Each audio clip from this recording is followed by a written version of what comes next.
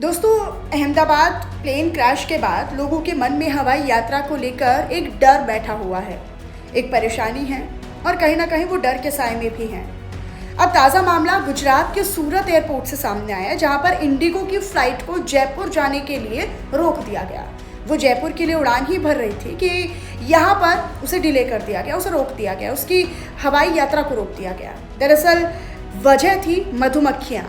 यूँ तो हम कई तरह के कारण सुनते हैं, कभी मौसमी खराबी तो कभी तकनीकी खराबी या फिर किसी और वजह से, लेकिन इस बार अगर प्लेन की उड़ान रद्द की गई है या फिर उसे डिले किया गया है तो फिर उसका कारण है मधुमक्खियों का झुंड। दरअसल उड़ान भरने वाला ये प्लेन जब उड़ान भरने वाला था, जब टेक ऑफ करने ही वाला था, तब मधुमक्खियों का एक झुंड इसके लगेज गेट पर हमला कर देता है।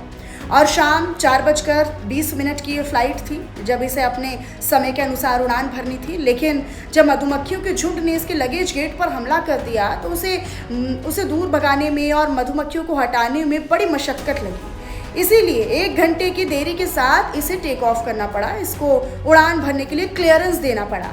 दरअसल धुएं के और जो फायर ब्रिगेड है उसकी पानी की बौछारों के बाद मधुमक्खियों के झुंड को जैसे तैसे तितर बितर किया गया, लेकिन 1 घंटे की देरी हुई है। लेकिन फिर उसके बाद इस विमान ने उड़ान भरी है।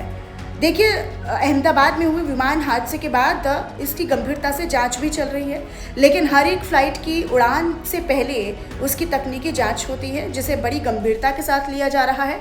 चाहे मौसमी खराबी हो, तकनीकी खामी हो या फिर कोई और वजह हो, इसमें किसी प्रकार की कोई लापरवाही या ढिलाई नहीं बरतनी चाहिए और बरती भी नहीं जा रही है। लेकिन फिर भी जब इस तरह की तस्वीरें आती हैं तो कहीं ना कहीं लोगों के मन में परेशानियां आती हैं और लोगों के मन में संशय आते हैं, सवाल आते हैं। इसको लेकर आप क्या सोचते हैं, क्या कहेंगे? सोशल मीडिया पर अपनी प्रतिक्रिया हमारे साथ साझा करें।